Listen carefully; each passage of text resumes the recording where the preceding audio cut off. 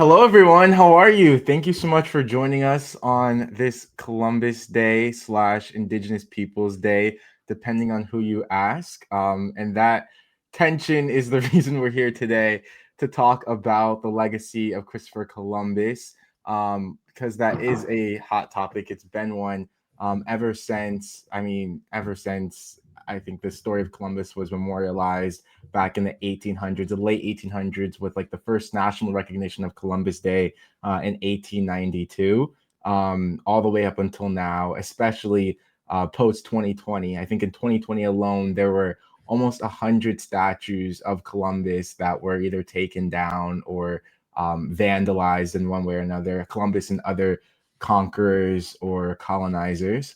And I have a very special guest today to talk about Christopher Columbus's legacy, to get into the primary sources, the facts, just so we can outline and understand who he was as a historical figure, and the people that he encountered, the indigenous peoples of the Caribbean, of the Americas, and what their story is, because their story deserves to be heard just as much as anyone else's. And with that, I'm going to hand it over to the guest, Andres, to give a quick introduction into who he is, his scholarship, his books, and then it'll come back to me. I'll frame the first question of this conversation and we'll get started. So, Andres, take it away. Wonderful. Well, first of all, thank you so much for having me on your show. It's a pleasure, a real pleasure, especially on this day, this charged day, as you point out. My name is Andrés Reséndez. I'm a historian and author at the University of California, Davis. I'm in the history department, and I specialize on the um, early colonial period of the American continent. So I do stuff about early European exploration, early conquest. I've written extensively about a few expeditions and about the phenomenon of Native American enslavement in the New World from Columbus all the way to the 19th century.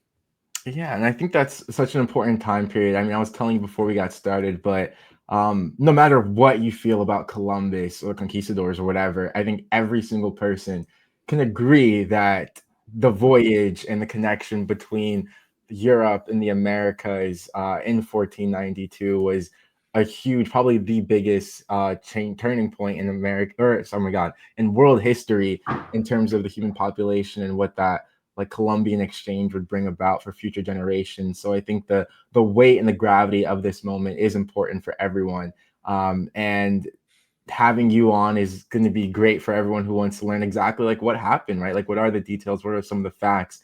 And especially around the topic of the harms that it caused, right? Because there are a lot of articles out by Vox and just by like layman people calling Columbus someone who committed genocide, someone who was an enslaver, someone who was a child rapist.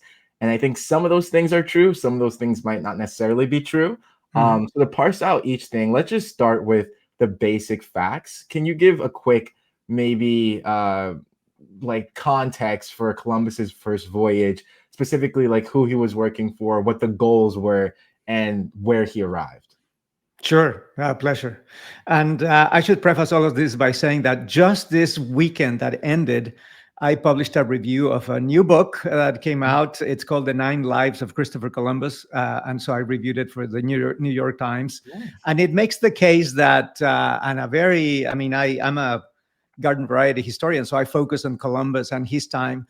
But it turns out that for 500 years, I mean, everybody understands that he crossed the big blue ocean, but everything else about his biography, about where he is from, about what exactly he did, etc., has been the subject of numerous elaborations, interpretations, and fabrications for over 500 years. So, and this book makes it very clear. So it is not surprising that we are today at this stage of utter confusion with the proliferation of all of these different interpretations and takes on Columbus. So what we do know, we know quite a bit about Columbus. There's really less mystery. So one of the common themes of these is that little is known about Columbus. In fact, we know a lot about Columbus. Mm-hmm. We know that he's from the port of Genoa, not from any other place. There are many theories from Armenia or Spain or wherever, Viking. No, he's from Genoa. an Italian who lived in Portugal for a few years. In Portugal was at the time the leading maritime power at the time, and in the company of Portuguese mariners, he ventured deep into the Atlantic, which is what the Portuguese mariners were doing at the time. So he went there to purchase sugar. He understood that sugar was a big business at that point. Sugarcane being a plant originally from Asia, and planted in the southern Mediterranean, and now in these islands in the Atlantic, because of the enormous sweet tooth of Europeans. It was a very profitable business. So he did that. And he also, in the company of Portuguese mariners, traveled all the way to what is now the coast of Ghana. This is in the 1480s, right before, a few years before his famous first voyage.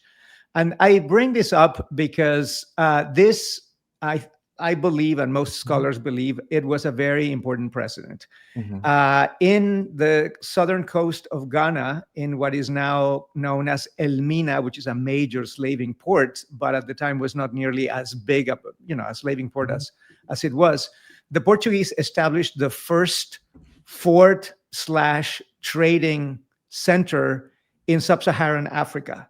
So basically, the Portuguese built this fort in the coast of Ghana, and they were able to essentially keep a permanent presence very far away from Portugal. This is hundreds of miles away from Portugal. And they made it a profitable enterprise on the basis of a variety of businesses. They were trading gold, they were trading for ivory, as well as they were trading for human beings. So slavery was a part of that sustaining business that the Portuguese established there. So Columbus witnessed that, and this will be important because later on, when he proposed a similar voyage of discovery to the Spanish crown, and we can get into that later on, he will have this model in mind, this Portuguese model in Ghana in mind, as he thinks about exactly how to make this discovery in the Caribbean profitable for the Spanish crown. Yeah, I think it's, I was going to say, I think that's really important. I was telling you, I went to Sevilla, Spain, and while I was there, I actually did like a tour. There was someone offering like a Black History tour of Sevilla. And they noted that there were Africans in the city, which is in Spain. For anyone who doesn't know, it's in southern Spain, Andalusia. Going back to, I think they said at least the late 1300s is what they said, but definitely in the 1400s, definitely prior to the quote unquote discovery of America. And a lot of them had arrived there as captives, as enslaved people. So even though the transatlantic African slave trade comes after the enslavement of the indigenous peoples, we know that there was an Atlantic slave trade that occurred even before Columbus's first voyage. And it's so interesting to see how these things kind of relate to each other, that Columbus directly went there. I think that's a really good insight. Yep, absolutely. And so Columbus lived for 10 years in Portugal. And he had this experience in Ghana. He had this experience with the Mediterranean. And then he came up with this idea that he could go east, as he put it. He could sail east by going west, meaning the traditional way. The Portuguese had already reached Asia, and they did it by coasting Africa all the way to the tip of Africa, and then going around the tip of Africa into India, and then further east into so that they were already in Asia. So that route had already been claimed by Portugal, and what he proposes to inaugurate, what Columbus proposed was inaugurate an alternative route, which was to simply go west. Everybody understood. Again, that's another misconception, that Columbus was the first to understand that the world was a sphere, or that all of that was well known at the time, well established. So everybody understood that if you just go west across the Atlantic, eventually you will get to Asia. And what they didn't know is that passage would be blocked by this entire continent that was blocking their way.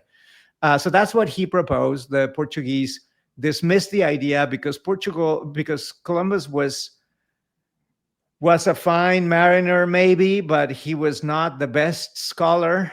He knew a lot about cosmography, as it was called at the time, but he miscalculated the size of the world. So he thought that it was much smaller than what it actually is.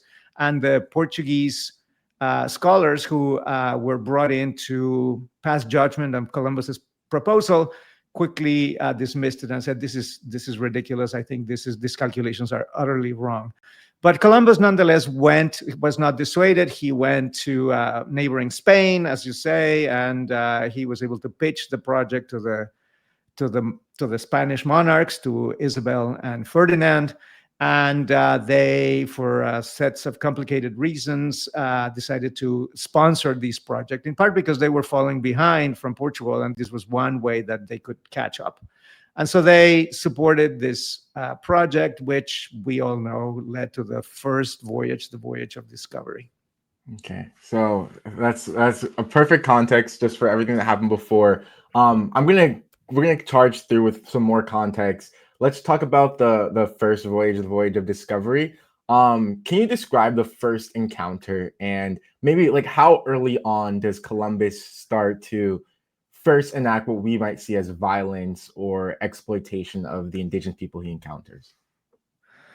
Well, I mean, even before, okay, so we have to understand a little bit of the mindset. This is an interesting part of Europeans. Europeans of Columbus's era, and going all the way back to medieval times, and even earlier to to classical times, to classical Greece and Rome, they subscribe to a model in which climate shaped people's physical appearance and character. And so they understood, for example, that people, so if you were in Europe, and they, of course, had some dealings with Africa, if you went further south, the climate became hot, and the sun was very fierce, and people's skins became darker. And they believed that these people were clever. The dark-skinned people were clever, but they were meek, meaning they were not really courageous. They could be easily taken. Therefore, African people were ideal as slaves, because you could easily overpower them, and and they were clever. They were good slaves. Conversely, the people who live way to the north, and by that we may think of, for example, Scandinavia, were not particularly smart, but they were very courageous, like the Vikings, and people like that. So, and of course, the people in the Mediterranean band, so they kind of imagine certain bands of latitude. So the north, like south, latitude racism almost. Yeah, like, exactly. So the people around the Mediterranean had the perfect balance between courage and smarts. And that's what, in the opinion of all of these writers, explain why the Romans and the Greeks and the Portuguese and the Spanish had become so successful at colonizing and dominating other peoples, because they had the right balance. They were in the right climatic band of the world, so to speak. So they already... So Columbus, it's appreciated. I mean, he went west, but he also went way south. So he was already expecting to find clever people that were nonetheless very meek, not courageous, and that therefore were ideal as slaves. He was also expecting to find Asia, which, initially he thought he may have stumbled on some of the islands before Asia. At first, he didn't really know exactly where he was. But we can see that he already had that these preconceived ideas of widely held amongst Europeans, Columbus, but everybody else who was there on that first expedition, they had no compunction. They had no second thoughts about taking Native Americans, impressing them. This is children, women, men, and taking them back to the Iberian Peninsula as they did. Now, strictly speaking, these were not slaves, but more like trophies or show pieces, because he wanted to show that he had indeed arrived in a new place, and that these place did have these very strange humans living there, and he needed proof of that. But even as he's traveling, Columbus is traveling back from the first voyage, traveling back to the Americas.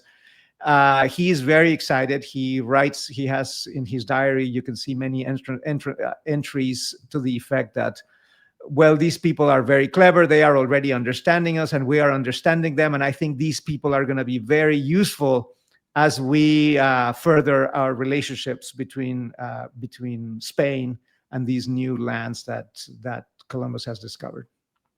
Yeah, and I think that's really interesting because I mean, as a kid, I think a lot of Americans are fed like the idea, at least before like this modern sort of pushback, that Columbus discovered America, therefore, or thereafter, was then hailed as like this hero of adventure, whatever you want to call it. Then the huge pushback, which you can get from the book that I have, where's my thumb? Right there, People's History, was highlighting the detrimental effects of the conquistadors and how terrible they were. And I think some people, I don't know how to put this in the right way. I think maybe some people oversimplified how straight up terrible all of the things Columbus did.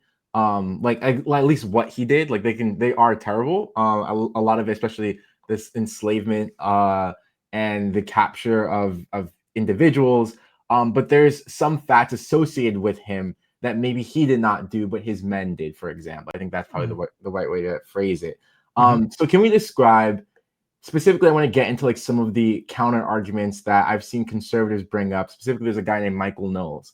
And what he'll say is that the only records of Columbus's wrongdoing come from Bobadilla and his men who rebelled against him and were trying to libel him, and that he was acquitted by the king and queen of Spain for a lot of the charges against him, especially as it relates to like the brutality that he enforced onto others.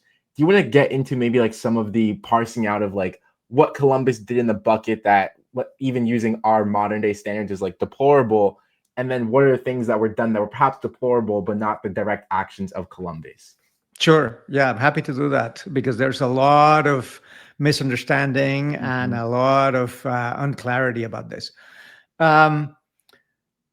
So Columbus was a man of his time, and so, but moreover, as I try to explain, he had already been exposed to this Portuguese president on the coast of Ghana. So for him, he was a man of enterprise, and he wanted to make this discovery a profitable enterprise. So, after that first expedition, where he literally, I mean, I don't think there's zero debate about the fact that he forcibly took men, women, and children back to Spain, because, I mean, he paraded some of them in front of the King Ferdinand and Isabel and gave them as gifts, along with parrots and some other objects that he brought from the New World. So no one can deny that. He in the subsequent voyage, the second voyage was far larger than the first one. The first one was just 3 ships hastily assembled. The second voyage was when Spain really went all out into this, and they put together 16 vessels. They sent over 1,000 people, and they went to colonize some of the islands in the Caribbean, especially the island that is today shared by the Dominican Republic and Haiti, that they call the Hispaniola, or the La Isla Española, simply meaning the only speck of land controlled by Spain in this area. So the Spanish island, because they had found some gold there. So during that time, it is very clear that Columbus wants to make these discovery an enterprise, a profitable enterprise. B, he begins to realize that he's nowhere near in Asia, so there's not going to be any silk or porcelain or any of the stuff that he expected to find when he negotiated this contract with the Spanish kings, in the spring of 1492. But he literally proposed that, well, we can take infinite number of people. These islands are very well populated, and these people are very clever. I'm shipping out some of these so you can judge. And he literally says that, I mean, some of these are worth maybe 3 of black slaves in their ingenuity and their abilities.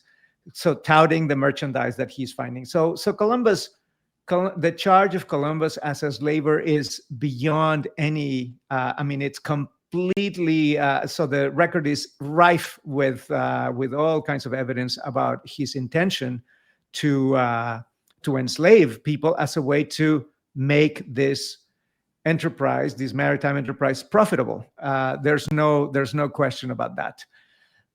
Other charges. So, for example, he has been charged with being a sexual predator. I have not found any evidence of that. Of course, the fact that Columbus didn't do it himself doesn't mean that others that went with him did it. So, for example, one of Columbus's childhood friends, an Italian, Michele da Cuneo, Columbus gifted him a young Caribbean woman, and he proceeded to rape her. And again, this is very well detailed by Michele da Cuneo himself. So again, there's incontrovertible evidence that men with Columbus or close to Columbus raped indigenous women. But there's at least I haven't seen any direct evidence that Columbus himself did this. So again, just not that it really matters much in the grand scheme of things as we're thinking about. But if you really want to narrow in on the figure of Columbus, then then we need to make these distinctions, at least as far as we know, as far as is known from the historical record. The last thing that I want to say, that it's also in the book that I just reviewed for the New York Times, and it is interesting, is that oftentimes we tend to personalize everything that happened in the Atlantic world after 1492 on Columbus.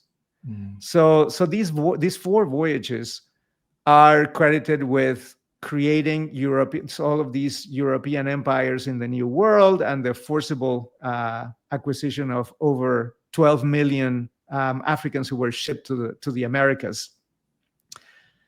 And the reality is that Spain and Portugal were already engaged in a headlong competition over the Atlantic, and that this competition was going to spill out into the American continent sooner or later, if not with Columbus, with somebody else. So we can see Columbus more as a symptom or an accident rather than the root cause of what came after 1492. Yeah, I think that's a really important point, especially like even amongst people. I mean, to put my quote unquote biases or perspective out there, obviously very progressive history creator. But I think a lot of times it does feel a bit reactionary, right? Because like so many people upheld Columbus as like an individualistic hero.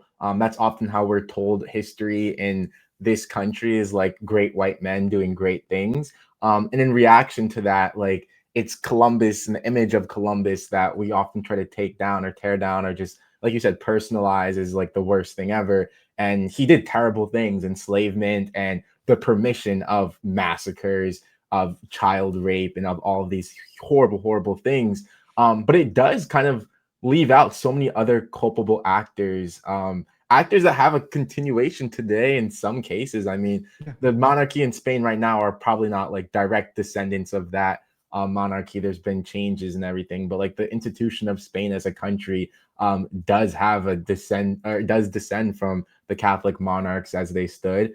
So does Portugal.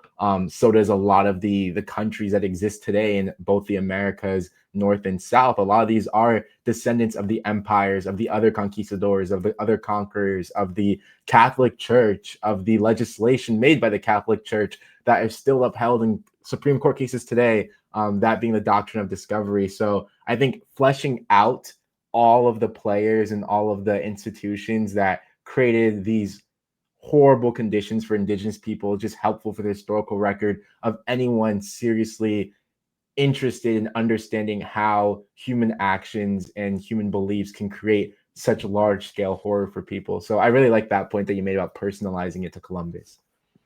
Absolutely. Do you want to talk a little bit more about like fleshing out maybe some of your other research and your book? So you have a book obviously called The Other Slavery. As soon as I saw it and saw like the tagline and what you write about, I messaged you. This was probably like a few days ago too. So just this is just happening. But I saw that you do talk about the institution of Native American slavery, which is something that is not always discussed heavily in America. Yep. And as you said, it may have started with Columbus and his men being the first encounter, but it spread out much farther than that. So do you want to maybe talk about how it evolved from the era of Columbus onward? Sure. And again, it's a surprising history to the points that you were making. Of course, the institution of slavery was established in Europe before Columbus. So, as you yourself mentioned, if you were in the Iberian Peninsula or in Italy, where Columbus came from, well, of course, anyways, the city-states, Italy as a country did not exist. Now the city-states, exactly, what is now Italy. You could go into some of these cities and you could find slave markets. And in those markets, you would find a variety of people. You could find some people from Africa, from the west coast of Africa. You could find some people from some of the islands, just in front of the coast of Africa, like the Canary Islands, the so-called Wanches. You could find people from the Eastern Mediterranean also there. And so it is not surprising that once these discoveries were made across the ocean, that these would be another stream of captives being shown in these markets in the Iberian Peninsula and Spain. What is really interesting is the difficulties that some of these monarchies, especially the Spanish monarchy, which was the largest enslaver. So according to in my book, I try to estimate. So you're totally right. People talk about African slavery, and that is very well established, and we know the numbers and we know the general outlines of this story. Native American or indigenous enslavement is far less known, but I try to estimate, first of all, the numbers. So the numbers for African slaves is probably 12.5. That's sort of the best approximation we have of Africans forcibly transported across the Atlantic. The comparable number for Native Americans is probably 2.5 to 5 million, according to my estimates. And there are some other estimates around in the ballpark as well. Some of them were shipped to Europe. So we have Native American slaves in some of these markets in Spain and elsewhere in Europe. And what's really interesting is that the Spanish crown initially was quite ambivalent about whether it was legal to make these slaves. And the reason for that is that the standard for enslaving people in Europe prior to the discovery of prior to 1492 was, are these people enemies of Christianity, number one? And are these people enemies of the European powers? And if the answer was yes for both of those questions, then they would be enslavable. So that's why many Muslim Africans on the western coast of Africa were eminently enslavable, and that's why they were being shipped, quite commonly to the Iberian Peninsula and to Italy. And that's why some people from the Eastern Mediterranean as well, I mean, Orthodox people and others who were not Christian, not Catholic, were also enslavable. In the case of Native Americans, that was kind of complicated because you could make the case that they were not enemies of Christianity. In fact, it was kind of the opposite. The Christian kingdoms were waging war on these Native Americans, not the other way around. And so surprisingly, the Spanish monarchy initially was a little reluctant. So to get back to the story, so we have some interesting exchanges between Columbus, who is saying, yeah, we should I can send you as many as you want. And Columbus, in fact, sent some. And at some point, the Spanish monarchy saying, who is this Columbus who is sending these guys who are considered our subjects? Because the Spanish crown surprisingly recognized Native Americans as subjects. Now, that is not to absolve the Spanish monarchy. They recognize Native Americans as subjects in name, but allowed for many loopholes in order for them to be enslaved. Mhm. So, for example, even though generally the Spanish monarchy prohibited the enslavement of Native Americans, it was okay to do that if they were cannibalistic. If they were cannibalistic, the logic went, this was a sin so bad that that only extraordinary means like enslavement would actually correct that sin. Or, for example, Native Americans who were already enslaved by other Native Americans, it was okay for Europeans to ransom. These were slaves by ransom, to ransom these slaves, to purchase them. And the argument there was that the slaves themselves would be better off being under a European Christian overlord than being under a pagan native overlord. Mhm. So there were loopholes like that essentially allowed the enslavement of hundreds of thousands in the first half of the 16th century. So all of that to get back to the point that even though it's easy to go through this history with a brush, the reality is that there were many actors within the Spanish crown or within the early voyagers that actually rose their voices against slavery, and there were others who, through their actions and through their thinking and through their debate, they were in favor of enslaving Native Americans because very early on it became clear that a lot of the economy revolved around coerced Native American labor, as well as Yeah. coerced African labor. Yeah, I think that's really interesting because I made a post today. There was a guy who made a post about the argument of people being products of their time, and he sort of pushed back about it in the context of slavery and was saying that, like, well, yes, everyone is generally like a product of their time as a baseline, right? But also in every time period, there are the quote unquote radicals or individuals who at least express some sort of dissent. And Absolutely. oftentimes that dissent is like not considered or pushed down by the mainstream. And I think it's fair to like have that in the understanding of us today, looking back, that there are dissenters in all of these like horrible times of injustice that we can look to as people who like were able to dissent. And I think that's important to uplift. And when it comes to Columbus's time, it seems like he has interactions with, you mentioned the monarchs who maybe don't say that slavery is bad, we need to abolish it in all places, in all instances, but at least like maybe there should be some considerations in the legality of slavery with Native Americans, because we should consider them subjects who didn't have the opportunity perhaps to like see the gospel. And then when it comes to, I know Bartolome de las Casas, who I don't believe interacted with Columbus. I think two of his uncles went on a voyage, and he also knew Columbus's son Diego, but like Exactly. he was in that same era ish. Yeah. And I don't know if there's others, but like I think maybe it's a positive, to some extent, positive thing to talk about. I'll let you take it away. Like some of the dissent, like who were the dissenters? What was their logic? Did it ever go all the way to slavery is bad in the way that we see like 1860s with like Britain and America and Haiti, or did it always have like some conditions to it? Yeah, that's a great question. You are totally right. First, I mean, the first comment I want to make is that sometimes I've heard the argument made that, well, in the 16th century, there was no free labor.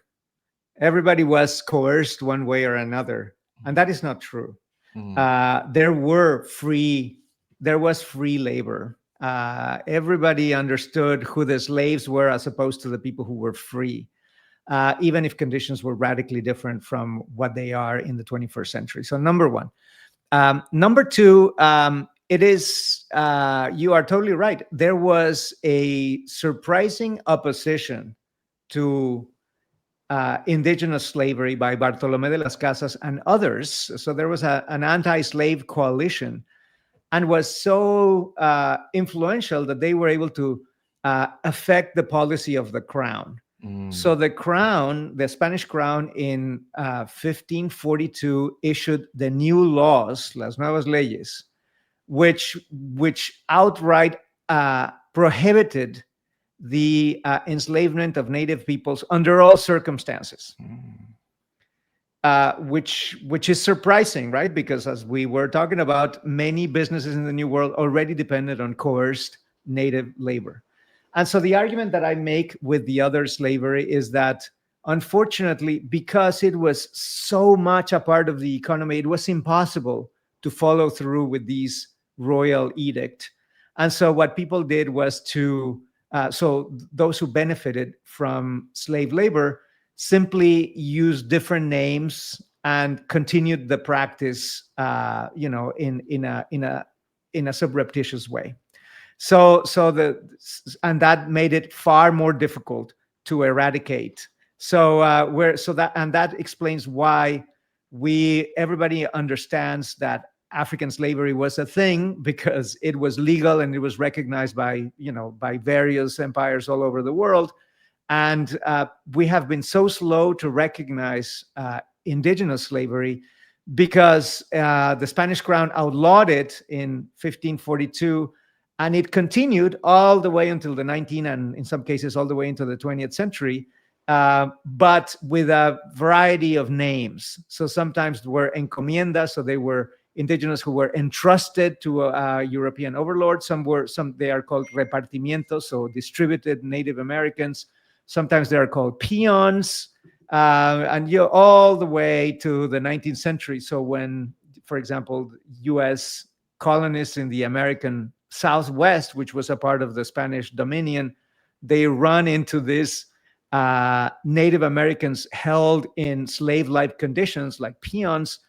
They comment and they said, these guys, these Native Americans out in New Mexico or California, etc., resemble the ones that we've seen in the South in the United States, but they are called by different names. And that is a product of this story, this history that we are touching here in your podcast.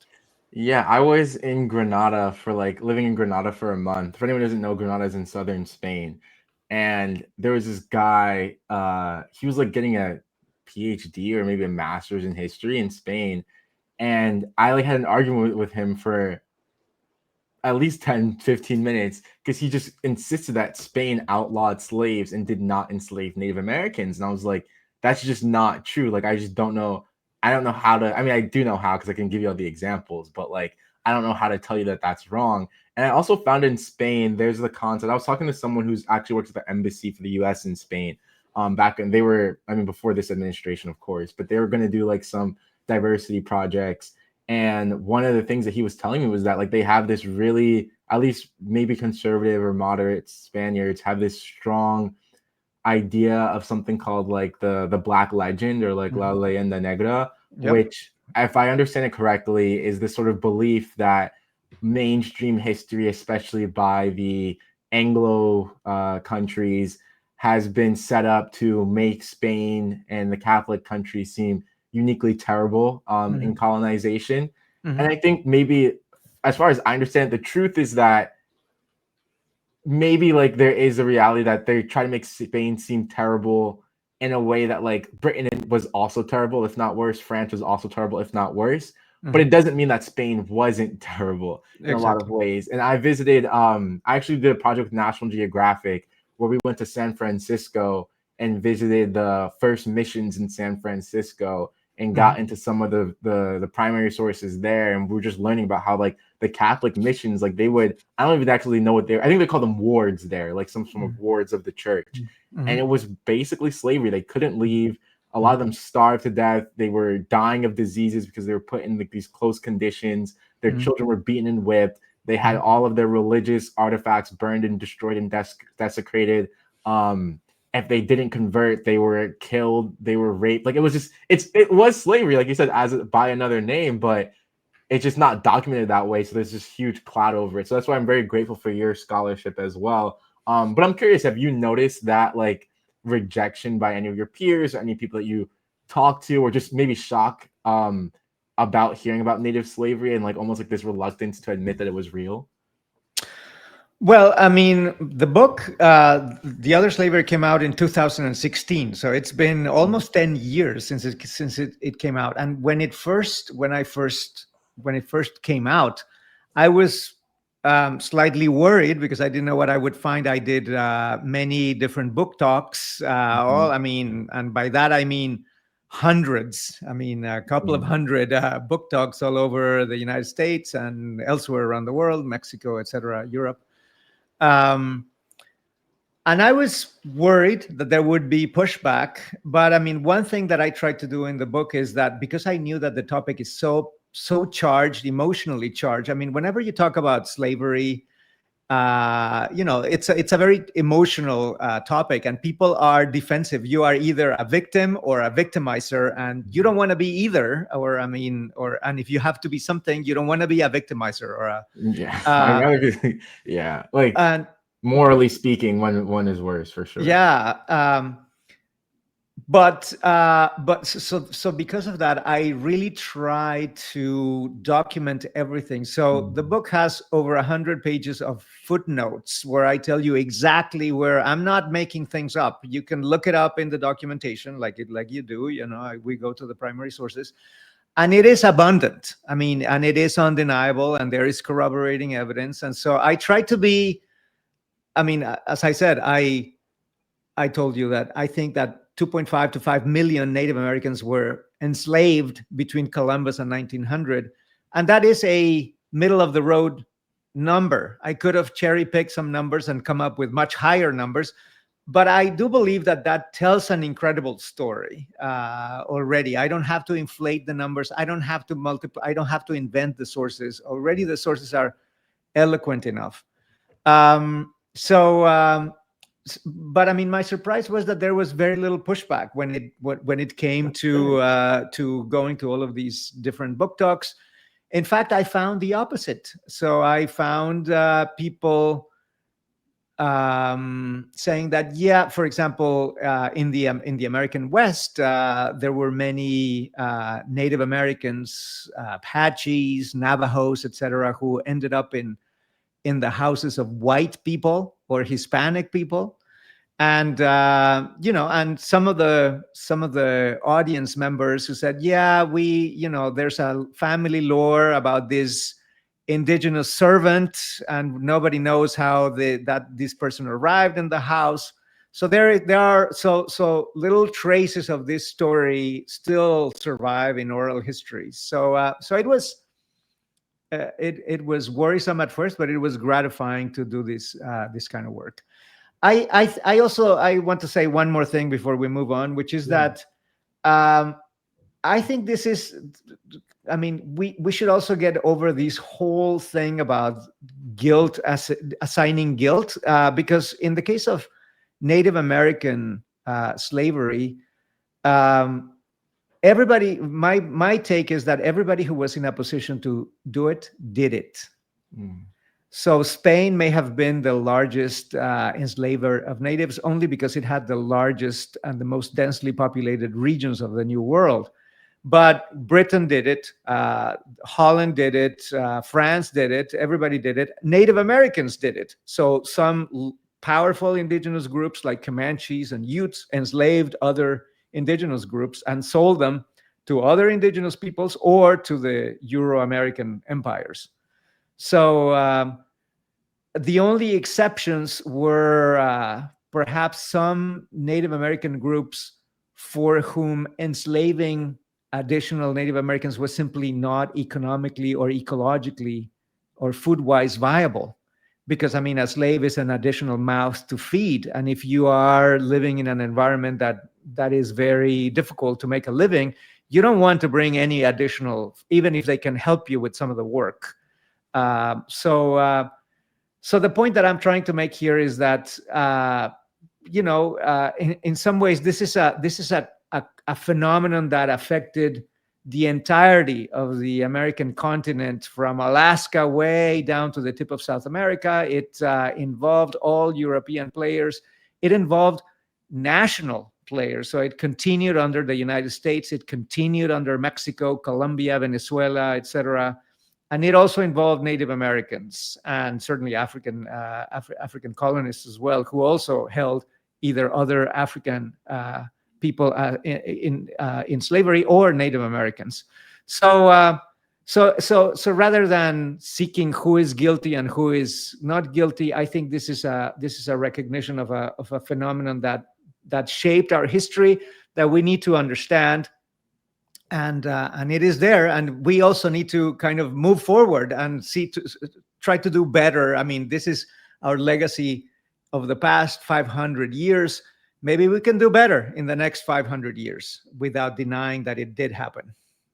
Yeah, I mean, I think my take is definitely like the first step is acknowledging what happened. And I think the people who are most obviously in the wrong in this moment are the people who are just suppressing history, right? Like those Right. who either don't want to contend with it or like erasing books, whatever have you. And then I think from there, I mean, yeah, I think it depends. I think there are some institutions that exist. I think the Catholic Church, for example, is one institution that themselves acknowledge a lot of their role. I know there was an apology made by the previous pope for, I want to say, the doctrine of discovery, as well as the don't I can't pronounce, like, don't dims diversus or something like that. Yeah. Which permitted slavery to happen. And I think like all the nations that exist in the Americas that continue as institutions, I think at least starting with like some sort of recognition is the first step. And then, I mean, many indigenous communities are doing the work right now of like challenging treaties and challenging or challenging to uphold treaties, challenging states to recognize. I know specifically Gavin Newsom, when he heard about California genocide, he recognized and apologized for genocide, and has worked with some of the Northern California tribes on language revitalization, culture revitalization work, and all of that. So I think that there is a lot of value and benefit to recognizing this as it existed and all of its natures, and of course, employing those who have the power and who do hold some culpability, and maybe not as individuals who were alive, and none of us were alive at that time, but definitely as institutions that can benefit and have benefited from it and continue to benefit from it, to lend some of their wealth and some of their power to help rectify what can be rectified, because obviously so much of it has already been done. But I think that's a positive note to land on. Your scholarship is very helpful, I think, for a lot of people. Usually I'm able to get a book and at least read excerpts before having this conversation and hold it up right now. But just for context, everyone, like this weekend I was working on my own Columbus video and I saw your book and just like emailed you immediately and got the setup so fast. So I can't do that. But everyone, definitely check out Professor Andrés Reséndez's literature and work and scholarship. Specifically, the one we talked about the most today was a book called The Other Slavery. Do you want to let people know where else they can find you and where else they can find your work? Sure. I mean, feel free to visit. So I'm a professor at the University of California, Davis. You can find my webpage there, and I have many YouTube videos with content like this, and of course, you are free to shoot me an email if you have any specific questions. I'm happy to engage with everybody. Yeah, well, thank you so much. I'm so grateful that I'm sure this is a day off for you, but I mean, an important one because it's so related to your scholarship. But I'm so thankful that you got a chance to spend it with us today and share some of your knowledge. A pleasure, Khalil. Thank you so much for having me in your program. Of course. Talk soon. Bye.